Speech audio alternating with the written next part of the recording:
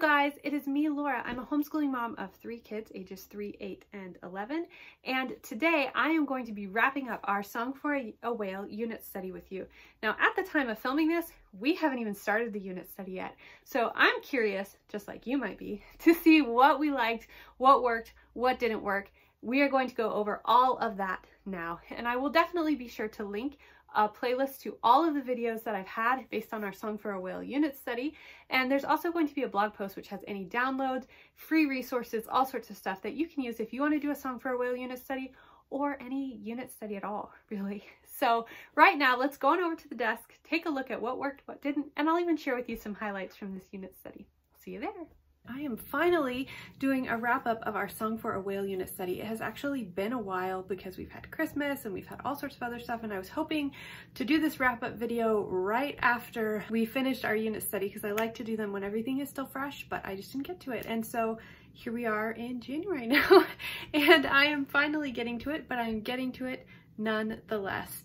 And this was a unit study that we really enjoyed. In many ways, I kind of let my guard down, and there were days that I had stuff planned, but the kids just really got into something and we just ran with it, and it was so good. I'm gonna go through a few of the things that I shared with you.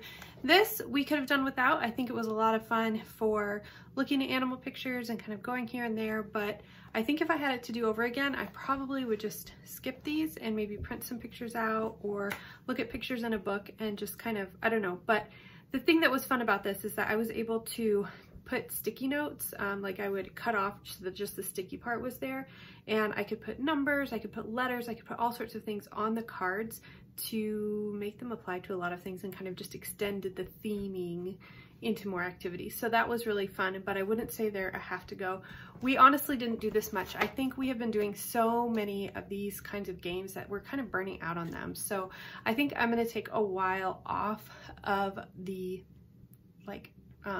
logic games and just do Professor Noggin because we really enjoyed that. I did end up going ahead and purchasing the Oceans Professor Noggin partway through the unit, and we love these. The kids love doing the trivia questions, and we just have so much fun doing this together. So no, it wasn't entirely on whales, but my youngest was doing ocean general stuff, and it just really tied in really well with what we were learning, and it was a lot of fun to add. This game was a huge hit with actually all the kids. Don't break the ice. When we were learning about glaciers, we added this in, and it was a lot of fun. One thing that we used a lot, but not in the way that I intended, was this puzzle. So the puzzle was a little bit, let me show you. It was a little bit ambitious for my 11-year-old, which I thought it might be. So he didn't actually do the puzzle, but we were constantly referring to this chart with all the different sizes of the different whales to see how they compared, and there's a person there to see how they compare to the person. So we referenced this box so much, and I think I'm actually going to hang on to this puzzle and try to do it again later because I think now that we've done the unit study, it will still be meaningful for that. But anyway, this was really good. We ended up taking a turn in our unit study, and the kids, the book briefly mentions Titanic at one point, and Iris is on a cruise ship, and so we really kind of got on the Titanic roll and learned a lot about Titanic, which was super cool. And so I went ahead and pulled this out. I had it for a unit study later on, but it seemed perfect. So it's this Don't Rock the Boat game, and it was so much fun. And when we played it, we also tried to use the ship, like fore and aft and starboard and all of those terms to play the game and talk to each other about the game, which was really fun. So this was definitely a big hit for all of my kids. Here, one thing that we didn't do is we didn't actually learn a lot about Louis Braille.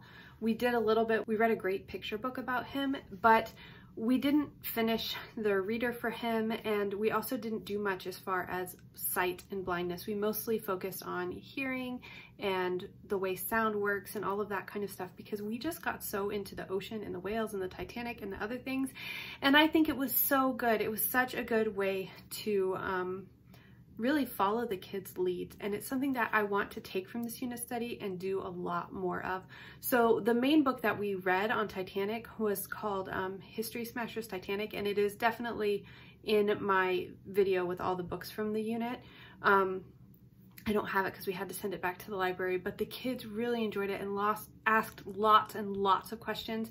And then we ended up going to, on Disney Plus, there is a documentary with the filmmaker for the movie Titanic, where he now, several years after, we know more about the Titanic than we did when he created the film. And he tried really hard to make it accurate. So he goes back and with the information that he knows now, he looks at what he did with the movie, and it doesn't show the movie. So you can watch this without your kids having seen the movie, but it talks about how, you know, where they're testing out the things and seeing what he got right and what he got wrong and interviewing people. And it was super good. And the kids really, really enjoyed that as well. We also enjoyed watching Finding Dory. That was fun for the kids, and there is a whale shark and a beluga whale, so it's a great opportunity to talk about the differences between sharks and whales. And we also enjoyed The Loneliest Whale, I think it's called. I have it linked on my blog post, but it is the documentary that spurred the interest in this topic for the author for the book, and so it's definitely worth watching that and checking that out. This is another one that it actually came out in the middle of our unit study, so I had it pre-ordered and we were excited to dive in when it came. But the kids really love these science comics. It really just goes through and talks about all the different kinds of whales and research with humans. I do have to say that this does talk about evolution of whales, which is always just a great conversation in our home. But if that's something that you're trying to avoid, I would skip this one. But we really enjoyed watching Zip and listening to him create his podcast and interviewing all of the different whales. Another aspect to this unit study that we really enjoyed was the poetry. Poetry is so important in this book, and we really enjoyed experimenting and playing with poems as well. I was able to take the poems that my kids wrote and put them in these little books, and they illustrated them, and it was really, really fun. We ended up doing haiku and limerick poem, character poem, acrostic poem, and we also did a shape poem, but they lost their shape poems. I can't find them, but we put all the rest of them in these little books, so I'm going to just put this with their work to keep, and I think that that will be really, really fun for them to have. I think for us, one of the coolest things was at the end of this unit study, we were able to go to Puget Sound in Seattle, Washington, and we were able to do a whale watching cruise kind of thing. It was so fun. We were on a ship with several naturalists, and we were able to see 2 different orcapods. But the cool thing about one of them is that the mothers in the pod were teaching the babies how to hunt. So we were able to watch them hunt a seal. We were far enough away that we couldn't see things really graphically, but it was such an interesting experience to be able to watch this behavior that people don't usually get to see, with the whales teaching their little ones how to do the hunting. And so that was a really cool experience. And there was also a photographer on board. His name is Bart Rulon, and we were able to get this thumb drive with pictures from that, so we're excited to print some of those. My son wants to put some of the orcas up on his wall, which is going to be super, super exciting. And that was just a really excellent culmination to this wonderful unit study. So that is all I have for you. This unit study turned out really well. If there's anything I didn't mention that you've seen in previous videos or on my blog posts that you have questions about, be sure to let me know, and I'm happy to answer those questions. And everything is now live and linked below, so you can find all the information, download the lesson plans and unit study, and there's also some math.